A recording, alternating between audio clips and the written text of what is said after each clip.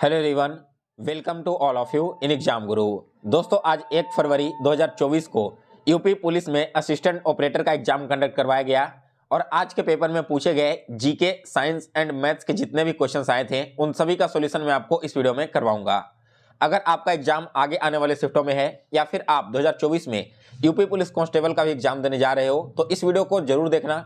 इससे आपको complete idea लग जाएगा कि 2024 में यूपी पुलिस में क्वेश्चन पूछने का लेटेस्ट पैटर्न क्या है और कौन कौन से टॉपिक से किस प्रकार के क्वेश्चन पूछे जा रहे हैं।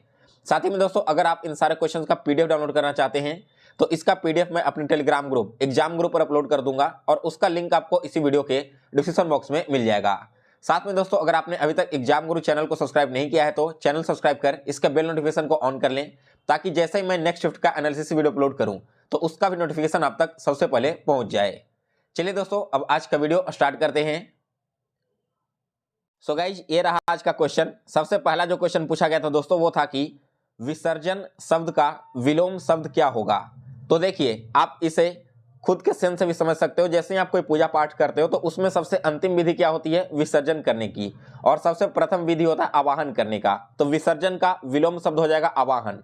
आवाहन का मतलब शुरुआत करना किसी भी चीज को और विसर्जन का मतलब समाप्त कर देना।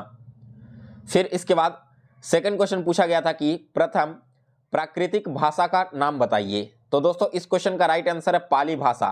पाली भाषा को हम लोग बौद्ध प्राकृतिक भाषा के रूप में भी जानते हैं और यह जो पाली भाषा है दोस्तों, ये आपकी प्रथम प्राकृतिक भाषा के रूप में जानी जाती है। फिर इसके बाद एक और क्वेश्चन पूछा गया था दोस्तों, वो था दृष्टांत अलंकार से। तो दृष्टांत अलंकार होता क्या है? जिस स्थान पर दो सामान्य या फिर दो विशेष वाक्य में बिंब प्रतिबिंब का भाव हो उस स्थान पर दृष्टांत अलंकार का उपयोग किया जाता है। दोस्तों, इस अलंकार में उपमेय रूप में कही गई बात से मिलती जुलती बात उपनाम रूप में दूसरे वाक्य में देखने को मिलती है।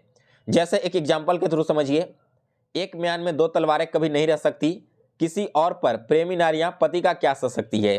तो इसका स्पष्टीकरण क्या हो जाएगा कि एक ही म्यान में दो तलवारों का रहना वैसे ही असंभव है जैसे एक पुरुष का दो नारियों पर अनुरुक्त रहना। यहाँ पर आप देखोगे तो दोनों वाक्य में बिंब प्रतिबिंब का भाव है ना, और यही आपका दृष्टांत अलंकार होता है। फिर इसके बाद अगला क्वेश्चन इसमें पूछा गया था कि छत्तीसगढ़ राज्य में कुल कितनी भाषाएं बोली जाती है। तो इसका राइट आंसर है दोस्तों आपका 93। फिर इसके बाद एक आपका आया था मॉडर्न हिस्ट्री का क्वेश्चन। इसमें क्या पूछा गया है कि तृतीय गोलमेज सम्मेलन कब हुआ था। दोस्तों, जो तृतीय गोलमेज सम्मेलन यानी कि थर्ड राउंड टेबल कॉन्फ्रेंस, ये आपका हुआ था 1932 में। इसके अलावा फर्स्ट गोलमेज सम्मेलन हुआ था 1930 में और द्वितीय गोलमेज सम्मेलन हुआ था 1931 में। एक और इंपॉर्टेंट क्वेश्चन यहाँ से यह पूछा जाता है कि 3 गोलमेज सम्मेलन हुए, उनमें से कौन से सम्मेलन में कांग्रेस ने हिस्सा लिया था। तो आपका जो द्वितीय गोलमेज सम्मेलन है जो कि 1931 में हुआ था, केवल और केवल इसी एकमात्र सम्मेलन में कांग्रेस ने पार्टिसिपेट किया था। प्रथम और तृतीय दोनों ही सम्मेलन में कांग्रेस ने इसे बॉयकॉट कर दिया था। फिर इसके बाद देखिए, आपका साहित्य का एक क्वेश्चन है, रस तरंगिणी। आपको बताना था कि यह जो रस तरंगिणी है वो किसकी रचना है। तो दोस्तों, यह रचना है सदानंद शर्मा का। और रस तरंगिणी का मतलब क्या होता है? इसका मतलब है दोस्तों रस की नदी। फिर इसके बाद एक मुहावरा आया था, मुहावरा था अंक में समेटना। तो दोस्तों, यह जो अंक में समेटना मुहावरा है इसका मतलब होता है गोद में ले लेना। फिर इसके बाद एक आपका दिवस से रिलेटेड क्वेश्चन आया है। यह था आपका कि मराठी भाषा गौरव दिवस, जिसे मराठी दिवस के रूप से भी जानते हैं, ये कब मनाया जाता है। तो प्रत्येक वर्ष 27 फरवरी को हम लोग मराठी भाषा गौरव दिवस के रूप में मनाते हैं। इसके बाद एक क्वेश्चन आया था दोस्तों कि जो फरक्का शब्द है वो आपका तत्सम रूप है या फिर तद्भव रूप है, आप सभी को बताना था। इसके बाद एक और देखिए साहित्य से रिलेटेड ही क्वेश्चन है। ये था दोस्तों आपका कि सूफीनामा किसकी रचना है। दोस्तों, आपका यह साहित्य के साथ साथ हिस्ट्री से जुड़ा हुआ सवाल है। तो यह जो आपका सूफीनामा है दोस्तों, ये आपकी रचना है अमीर खुसरो की। फिर इसके बाद नेक्स्ट क्वेश्चन की राष्ट्रीय बालिका दिवस कब मनाया जाता है।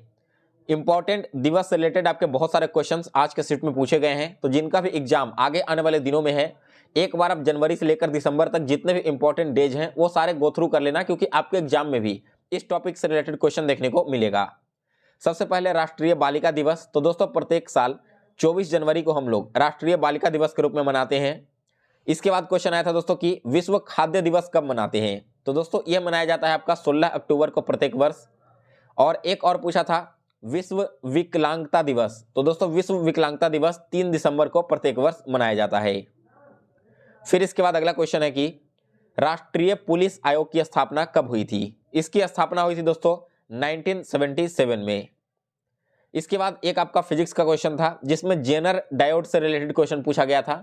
एग्जैक्ट क्वेश्चन मुझे नहीं मिल पाया है, अगर आपको ये वाला क्वेश्चन पता है, आपने एग्जाम दिया होगा तो एक बार कमेंट करके बता देना। बात करें जेनर डायोड की तो इसका जो डिस्कवरी है वो 1934 में हुआ था क्लेरेंस जेनर के द्वारा, और इन्हीं के नाम पर इसे जेनर डायोड नाम दिया गया है। इसके बाद एक कैंडिडेट का कहना है कि आर्टिकल 15 यानी कि अनुच्छेद 15 के बारे में पूछा गया था। तो दोस्तों ये जो अनुच्छेद 15 है वो है आपका भेदभाव का निषेध। अनुच्छेद 15 के अनुसार राज्य अपने किसी भी नागरिक के साथ केवल धर्म, जाति, लिंग या फिर नस्ल और जन्म स्थान या फिर इसी में से किसी भी आधार पर कोई भेद नहीं कर सकता। इसका सीधा सीधा अर्थ ये होता है कि राज्य एक धर्म ज्यादा और दूसरे धर्म के लोगों को कम महत्व नहीं दे सकता, दोनों को एक समान ही रखना होगा। इसी आर्टिकल 15 पर रिलेटेड आपका एक मूवी भी आया है। फिर इसके बाद देखिए आज एग्जाम हुए हैं, पिछले 2 दिन एग्जाम हुआ था। 3 दिनों में पुलिस धारा से संबंधित जो आपके आईपीसी होते हैं ना, उनसे रिलेटेड आपके बहुत सारे क्वेश्चन पूछे जा रहे हैं। तो आपको अगर आगे आने वाले शिफ्ट में एग्जाम देना है तो एक बार आईपीसी से रिलेटेड जितने भी इंपॉर्टेंट क्वेश्चन होते हैं उसे जरूर देख कर जाना। इसके बाद एक आया था कि जो आईपीएस के अधिकारी होते हैं उन सभी का सर्वेक्षण कितने वर्षों के अंतराल पर किया जाता है, यह भी आपका एक पुलिस से रिलेटेड आपके एग्जाम में क्वेश्चन पूछा गया है। फिर इसके बाद आया था दोस्तों कि कैलाश वाजपेयी की रचना क्या है? अब एग्जैक्ट ऑप्शन तो मुझे नहीं मिल पाया है, लेकिन कैलाश वाजपेयी की 5 इंपॉर्टेंट रचनाएं हैं जो मैं यहाँ पर आपको करवा दे रहा हूं। एक है लय ताल, दूसरा है प्यार करता हूं, तीसरा है परास्त बुद्धिजीवी का वक्तव्य, चौथा है याद और पांचवा है इतिहासांत।